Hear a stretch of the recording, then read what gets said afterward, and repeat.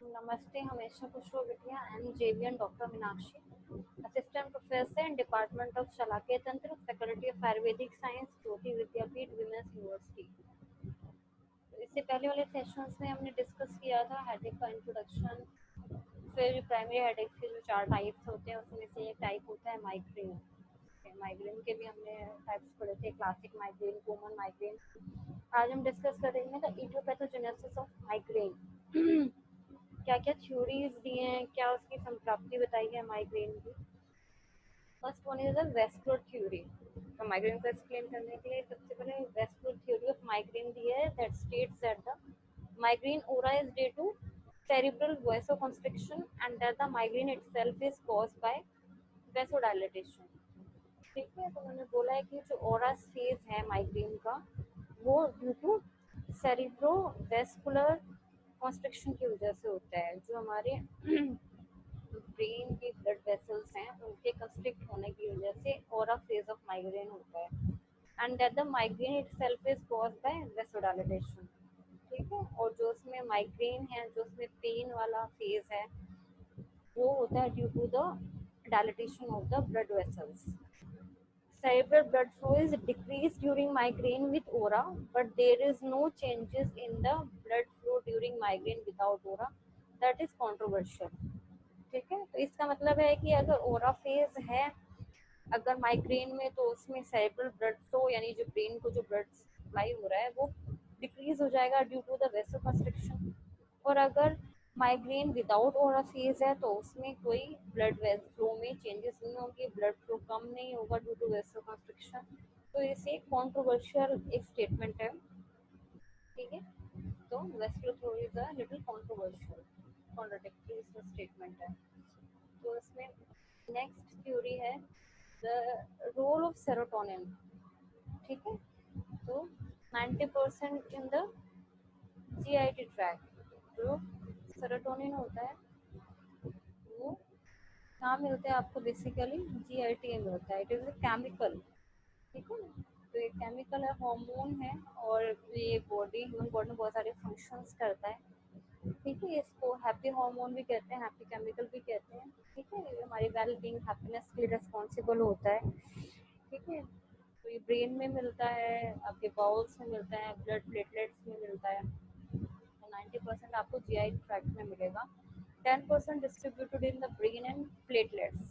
ठीक है, 10% आपको ब्रेन में और ब्लड प्लेटलेट्स में मिलता है। During migraine attack serotonin levels in the blood में डिक्रीज whereas urinary concentration में इंक्रीज। जब भी माइग्रेन का अटैक होता है, जो सेरोटोनिन हार्मोन है इसका लेवल क्या होगा, जो हमारे ब्लड में तो डिक्रीज कर जाएगा, और जो हमारी यूरिन है, यूरिनरी कॉन्सेंट्रेशन इंक्रीज हो जाती है। ठीक है, तो डिप्रेस मूड होता है या कुछ लो एनर्जी होती है तो उस टाइम पे सेरोटोनिन लेवल डिक्रीज करता है। तो माइग्रेन अटैक में भी बेसिकली डिक्रीज करता है। डिप्रेशन, एंग्जाइटी होते हैं, ये भी सेरोटोनिन रिलेटेड डिसऑर्डर्स ही होते हैं। This shift in serotonin level may trigger changes in blood vessels and blood flow and also alter pain perception in the brain। ठीक है, जैसे जैसे सेरोटोनिन लेवल इसमें शिफ्ट होगा उसका लेवल डिक्रीज होता है, इसकी वजह से ब्लड वेसल्स में भी चेंजेस होते हैं। ठीक है, और हमारे ब्लड फ्लो में भी चेंजेस होते हैं। ठीक है, तो ब्लड वेसल्स में क्या चेंजेस होंगे, इसमें आपको कार्डियोवैस्कुलर इफेक्ट्स क्या होते हैं, इसमें आपको बेसिकली क्या होगा, वेसल कंस्ट्रिक्शन होगा। ठीक है, तो वो से कंस्ट्रिक्टर प्रॉपर्टी भी होती है इसकी, वेसोडाइलेटर प्रॉपर्टी भी होती है। ठीक है, तो बेसिकली वेसो कंस्ट्रक्टर का काम इसमें करेगा ड्यूरिंग द लो लेवल। तो ब्लड फ्लो डिक्रीज होता है, उसकी वजह से हमारा जो पेन परसेप्शन है ब्रेन में, वो भी इसमें भी आपको ऑल्ट्रेशन मिलेगा। ठीक है, फिर इसमें माइग्रेन्स के कुछ टाइप्स बताए हैं। First is the basilar migraine. ठीक है, basilar migraine is the basilar artery और वर्टिब्रा बेसिलर माइग्रेन भी बोलते हैं इसको। ठीक है, that is the less common form. ठीक है, बेसिलर आर्टरी हमारी ब्लड सप्लाई सिस्टम का पार्ट है, जो हमारे ब्रेन को और सेंट्रल नर्वस सिस्टम को सप्लाई करती है। ठीक है, जब दो वर्टिब्रल आर्टरीज ज्वाइन करती हैं at the base of skull, वो बेसलर आर्टरी बनती है। ठीक है, बेसलर आर्टरी हमारे ऑक्सीनेटेड ब्लड को सेरिबेलम, ब्रेन स्टेम और ऑक्सीपिटल लोब्स में सप्लाई करती है। ठीक है, तो बेसलर आर्टरी माइग्रेन में क्या होगा, आपके प्रोमिनेंट ब्रेन सिम्टम्स आपको मिलेंगे। ठीक है, seen usually in the young women with a family history of migraine. ठीक है, जिन फीमेल्स में फैमिली हिस्ट्री होती है उसमें आपको मिलेगा, यंग वुमेन में है visual aura and may even develop temporary cortical blindness. ठीक है, तो अपने विजुअल ऑरा के जो सिम्टम्स बताए थे, सेंसुलेटिंग स्टोमा, विजुअल कट फील्ड होता है, इसमें फ्लैशिंग ऑफ लाइट मिलती है। तो ये सारी चीज़ें आपको किस में मिलेंगी, बेसलर माइग्रेन में। ठीक है, नेक्स्ट इन्होंने बताया temporary cortical blindness. Cortical blindness is the total or partial loss of vision in a normal appearing eye. ठीक है, नॉर्मल दिखेगी आपको आई, लेकिन उसमें आपको पार्शियल या कंप्लीट लॉस ऑफ विजन होगा due to the damage to the brain occipital cortex. Occipital cortex में डैमेज हुआ तो उसकी वजह से होता है। There may be associated vertigo, staggering, incoordination of limbs, dysarthria, tingling both hands and feet around the mouth। ठीक है, तो पेशेंट को एसोसिएटेड वर्टिगो होगा, उसको चक्कर आएंगे। ठीक है, स्टैगरिंग होगी या पेशेंट अनस्टेडीली मूव करेगा, गिरने वाला होगा इस तरह से, इज अबाउट टू फॉल। ठीक है, लिम्स का कोऑर्डिनेशन प्रॉपर नहीं होगा। ठीक है, डिसहार्ट्रिया होगा। ठीक है, मसल वीकनेस मिलेगी, स्लर्ड स्पीच होगी पेशेंट की, एंड टिंगलिंग सेंसेशन होती है दोनों हैंड्स में, फीट में और माउथ के अराउंड। फिर next type of migraine is ophthalmoplegic migraine. Ophthalmoplegic migraine is characterized by the recurrent unilateral headaches associated with weakness of extraocular muscles। ठीक है, तो इसमें पेशेंट को बार बार हेडेक होगा, रिकरेंस होती है हेडेक की, और यूनिलेटरल होगा, one side of the head is affected. और जो हमारी एक्स्ट्रा ऑकुलर मसल्स होती हैं उसमें वीकनेस मिलती है। ठीक है, जो हमारी एक्स्ट्रा ऑकुलर मसल्स होती हैं वो अराउंड 7 होती हैं, और वो उनको superior rectus, inferior rectus, medial rectus, lateral rectus, inferior oblique, superior oblique और एलपीएस। ठीक है, तो इनका काम क्या होता है, ये हमारे जो आई की मूवमेंट है उसको कंट्रोल करती हैं। ठीक है, तो transient third notes palsy with ptosis with or without involvement of the pupil is the usual picture. ठीक है, तो इसमें आपको कुछ टाइम के लिए क्या थर्ड नर्व पैल्सी मिल सकती है, और साथ में आपको टॉसिस मिलेगा, drooping of the upper right मिलती है, और इसमें पीपल इन्वॉल्व हो भी सकता है, नहीं भी हो सकता है। Six nerve is early affected common in children.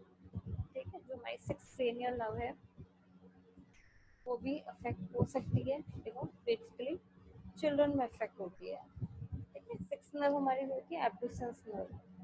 ठीक है, जो हमारी एक्स्ट्राओकुलर मसल्स के जो मोटर फंक्शंस होते हैं उसके लिए रिस्पॉन्सिबल होती है, that is the abducens nerve. ठीक है, और ओकुलोमोटर नर्व होती है जो थर्ड नर्व है, वो भी रिस्पॉन्सिबल होती है एक्स्ट्राओकुलर मसल्स के लिए, रिस्पॉन्सिबल होती है फंक्शनिंग के लिए। ठीक है, तो पैरासिस में persist even after headache for days two weeks. ठीक, तो हेडेक में रिलीफ आने के कुछ दिनों बाद तक, वीक्स के बाद भी क्या पैरासिस परसिस्ट करेगा। मस्कुलर वीकनेस होती है क्योंकि इसमें नर्व डैमेज होगा, इसी वजह से जो मस्कुलर वीकनेस की कंडीशन होगी वो कुछ दिनों बाद तक परसिस्ट करती है। ओकेजनली ऑप्थेल्मोपेरेसिस में रिमेन परमानेंट। जो हमारे एक्स्ट्राओकुलर मसल्स हैं उनकी जो वीकनेस है तो वो लास्ट करती है, उनका पैरालिसिस हो जाता है एक्स्ट्राओकुलर मसल्स का, वो परमानेंट होता है। ठीक है, फिर आते हैं रेटिनल माइग्रेन या ओकुलर माइग्रेन पे।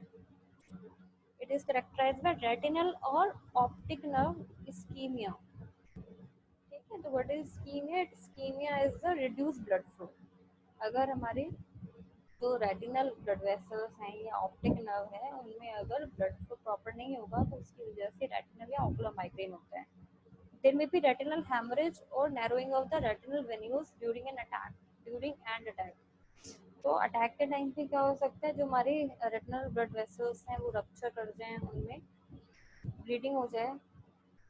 ठीक है। तो उसकी वजह से भी क्या होगा, रेटिना को प्रॉपर ब्लड सप्लाई नहीं होगी, या रेटिनल जो वेन्यूल्स हैं, ठीक है, तो उसमें अगर उनकी नैरोइंग हो जाती है, नैरोइंग की वजह से प्रॉपर रेटिना को ब्लड सप्लाई नहीं मिलेगी, ब्लड नहीं होगा, स्क्रीन होगा, उसकी वजह से रेटिनल माइग्रेन होगा। Monocular blindness, this edema may occur and vision recovers only partially after several months. ठीक है, तो इसमें मोनोकुलर ब्लाइंडनेस मिलेगी, यानी एक आंख में आपको ब्लाइंडनेस, एक वन आई ब्लाइंड हो जाएगी।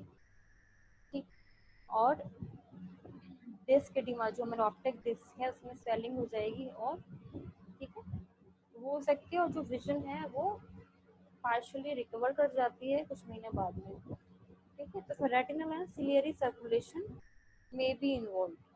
तो इसमें आपके जो रेटिनल ब्लड वेसल्स हैं उसका सर्कुलेशन इन्वॉल्व होगा, और जो हमारी सिलेरी आर्टरीज हैं, ठीक है, मेनली जो हमारी पोस्टीरियर सिलेरी आर्टरीज हैं उसका सर्कुलेशन अफेक्ट होता है, क्योंकि जो हमारी पोस्टीरियर सिलेरी आर्टरीज हैं वो main source of blood supply होती है through the optic nerve. Next हम आते हैं post traumatic migraine. What is which occurs following trivial head injury. There may be loss of sight, headache, confusion for hours or days before recovering. ठीक है, तो कोई अगर बहुत ज़्यादा मामूली सी की अगर हेड इंजरी होती है तो उसकी वजह से कुछ टाइम के लिए पेशेंट को लॉस ऑफ साइट हो सकती है, उसको कन्फ्यूजन हो सकती है, ठीक है, रिकवर होने से कुछ घंटे दिनों तक। ठीक है, इन अदर्स देयर में भी हेमीपैरासिस और अफेजिया। ठीक है, तो किसी किसी में क्या होता है, हेमीपैरासिस हो सकता है, या हेमीप्लेजिया हो सकता है, वीकनेस ऑफ मसल्स हो सकती है हाफ पार्ट बॉडी की, या अफेजिया हो सकता है। ठीक है, तो मैंने बताया था what is the aphasia. It is a language disorder that affects a person ability to communicate. Next है इसमें abdominal migraine, it is seen in the young children. ठीक है, छोटे बच्चों में मिलेगा। Instead of complaining of headache the child appears limp and pale and complains of abdominal pain. ठीक है, तो इसमें क्या होगा, बच्चा हेडेक की प्रॉब्लम ना बता के पेशेंट को, एक तो लिम्प होगा जिसको डिफिकल्टी होगी वॉकिंग में, ठीक है, और साथ में पेशेंट पेल होगा और वो कंप्लेन करेगा एब्डोमिनल पेन की। There may be vomiting and fever, patient को उल्टी होगी और फीवर होगा। There may also be disturbances mood along with abdominal pain. ठीक है, एब्डोमिनल पेन के साथ में उसमें मूड चेंजेस भी होंगे। Next is the hemiplegic migraine. The infant, child, or adult has episodes of hemiparesis that may outlast the headache. ठीक, तो पेशेंट में क्या होगा, जो इन्फेंट में हो सकता है, चाइल्ड में भी हो सकता है, या एडल्ट में भी हो सकता है, इसमें एपिसोड्स ऑफ हेमीपैरासिस मिलेंगे। ठीक है, यानी आपको पार्शियल पैरालिसिस होगा, मसल वीकनेस होती है half part of the body की, और जो हेडेक के बाद भी लास्ट करती है, उसके बाद भी पेशेंट में आपको वीकनेस, मसल वीकनेस मिलेगी। Has autosomal dominant trait with the family history. ठीक है, तो इसमें देखा गया है ये एक ऑटोसोमल डिसऑर्डर है, और जो फैमिली हिस्ट्री मिलती है इसलिए इसको फैमिलियल हेमिप्लेजिक माइग्रेन भी बोला है। नेक्स्ट है इसमें complicated migraine or migrainous infarction. Here, the temporary neurological symptom of migraine headache may remain permanent. ठीक है, तो इसमें जो न्यूरोलॉजिकल सिम्टम्स हैं, जो आपके मसल वीकनेस है, ठीक है, नर्व अफेक्ट हो रही है, वो सारे आपके जो इन्वॉल्वमेंट है वो टेम्परेरी होंगे, और टेम्परेरी ना होके परमानेंट होते हैं। ठीक है, इसलिए इसको बोला है complicated migraine.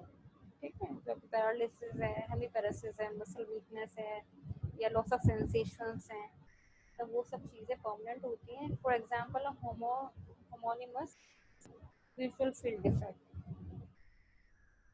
What is homonymous visual field defect, इसको समझना इम्पोर्टेंट है। इसमें क्या होता है आपके, इसको हेमियोनॉक्सिया भी बोलते हैं। इसमें जो लेफ्ट या राइट साइड का जो आपका विजुअल फील्ड है, और देखिए वर्टिकल मिडलाइन अगर बनाई जाए तो दो पे विजुअल फील्ड हो जाते हैं, लेफ्ट और राइट साइड का। तो उसमें या तो आपका लेफ्ट साइड का या फिर राइट साइड का विजुअल फील्ड का लॉस होता है, that is called homonymous visual field effect. ठीक है, platelet aggregation, edema of the arterial wall, increased coagulability of blood, intense Prolonged spasm of vessels have all been implicated in the pathogenesis of arterial occlusion and strokes that complicate the migraine. ठीक है, arteries का occlusion उसके अगर narrowing है या arteries block हो जाती हैं या फिर स्ट्रोक हो जाता है, तो उस केस में क्या होता है, कॉम्प्लिकेटेड माइग्रेन होता है। वो किस वजह से होता है, या तो प्लेटलेट एग्रीगेट्स हो जाए या आर्टरी वॉल की अगर एडिमा हो जाती है, ठीक है, तो उसकी वजह से ब्लड कोएगुलेबिलिटी इंक्रीज हो जाएगी और जो ब्लड वेसल्स हैं उसमें भी स्पाज्म हो जाता है। इन सब की वजह से क्या होगा, ब्लड सप्लाई नहीं होगी, that will cause the infection, migraine infection और द कॉम्प्लिकेटेड माइग्रेन। ठीक है, नेक्स्ट है इसमें status migrainosus. It is a continuous migraine with unilateral throbbing and disabling nature. ठीक है, ये continuous होता है, unilateral होगा, एक साइड में होगा, थ्रॉबिंग नेचर का होगा, पल्सेटिंग नेचर का होता है, डिसेबलिंग होता है। जो डिसेबलिंग मीन्स आपकी जो डेली एक्टिविटीज होंगी वो इसमें अफेक्ट होंगी, पेशेंट की मूवमेंट्स अफेक्ट होंगी, एक्टिविटीज अफेक्ट होंगी। में फॉलो द हेड इंजरी और वायरल हेडेक। ठीक है, तो ये किसी हेड इंजरी के बाद हो सकता है या फिर वायरल हेडेक के बाद हो सकता है। वायरल हेडेक से यानी कोई वायरल इन्फेक्शन हुआ है जो हमारे ब्रेन को या ब्रेन की कवरिंग्स को अफेक्ट कर रहा है। ठीक है, मेनिंजाइटिस वगैरह एंसेफेलाइटिस है, तो उसकी वजह से भी ये स्टेटस माइग्रेनोसस हो सकता है। नेक्स्ट है प्री मेंस्ट्रुअल और menstrual migraine. It is thought to be due to withdrawal of oestrogens. अब एस्ट्रोजन लेवल कम हो जाते हैं तो उसकी वजह से ये हो सकता है migraine. Migraine attacks tend to cease during pregnancy 75 to 80% of the cases. Pregnancy time में एस्ट्रोजन लेवल इंक्रीज हो जाता है, इसलिए माइग्रेन का अटैक भी बंद हो जाते हैं patient. Oral contraceptive pills are associated with increased frequency and severity of migraine and may even be associated with permanent neurological deficit।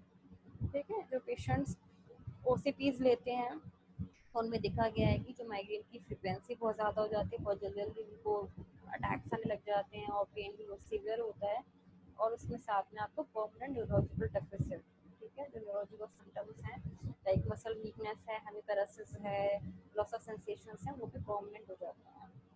Last type of migraine is the footballer's migraine. Sudden jarring of headache may precipitate the migraine attack in susceptible footballers।